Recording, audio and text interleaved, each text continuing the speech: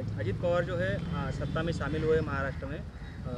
हालांकि उन्होंने पिछली बार छत्रपति संभाजी महाराज का अवमान किया था, इसके चलते आपने टिप्पणी उनके ऊपर की थी।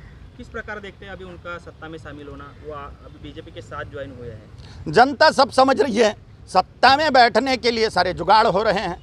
जो नास्तिक लोग हैं वो हिंदूवादी लोगों के साथ में शामिल हो रहे हैं, ये जनता सब समझ रही है।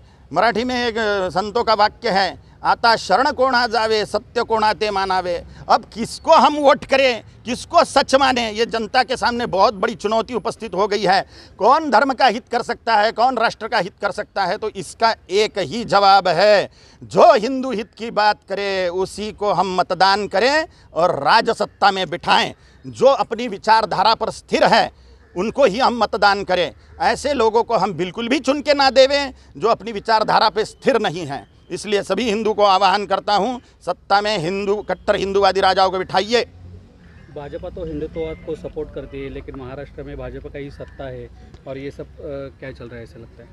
मुझे भी नहीं समझ में आ रहा क्या गड़बड़ियाँ चल रही है, लेकिन स्पष्ट दिख रहा है कि सत्ता में बैठने के लिए तड़जोड़ बोलते हैं आप मराठी में, ये जो जुगाड़ है, तड़जोड़ माने जुगाड़, ये जुगाड़ काहे के लिए बिठाया जा रहा है? सत्ता का भोग करने के लिए। इनको सत्ता का भोग चाहिए, इनका सत्ता का धर्म के लिए, राष्ट्र के लिए उपयोग नहीं चाहिए। अब फैसला हिंदुओं ने करना चाहिए। अगर हिंदू ऐसा फैसला करते हैं कि हम राजनीति को त्याग देते हैं अथवा वोटिंग को नहीं जाएंगे, तो पक्का जानिए मुसलमानों का साम्राज्य आएगा, क्योंकि मुसलमान 100% वोट करते हैं और पहले ही हिंदू 60% से ज़्यादा वोटिंग नहीं करता। ज़्यादा से ज़्यादा 60% वोट होता है हिंदुओं का, और बाकी जो होता है 40% घर पे बैठ के भजिए खाते हैं बेवकूफ़ कहीं के।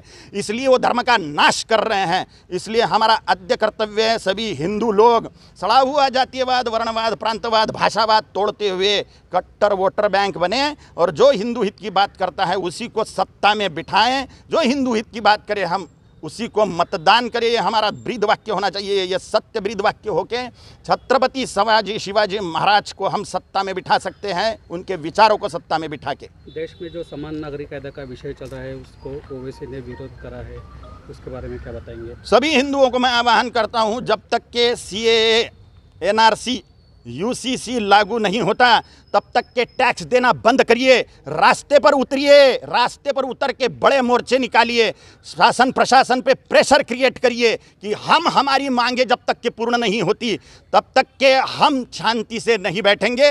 CAA क्या है, CAA, NRC और UCC लागू होने तक के निरंतर संघर्ष करते रहिए। हमारा पैसा घुसपैठिए, और देशद्रोही सुअर के पिल्लों को पालने के लिए नहीं है हमारा पैसा। इसलिए हम सिर्फ धर्म रक्षा के लिए और राष्ट्र रक्षा के लिए ही टैक्स देंगे, उसके अलावा किसी चीज़ के लिए हम टैक्स नहीं देंगे। पाकिस्तान से एक महिला आई थी, सीमा हैदर नाम है उसका, वो नेपाल से होती हुई नोएडा आई गई, और नोएडा आने के बाद हिंदू लड़का है उससे शादी कर ली। कैसा देखते हैं? घर वापसी करी क्या वो लड़की ने? नहीं, पाकिस्तान की है। हाँ, तो ये विषय मुझे कम्प्लीटली मालूम नहीं है, इस पर क्या बोलूँ मैं।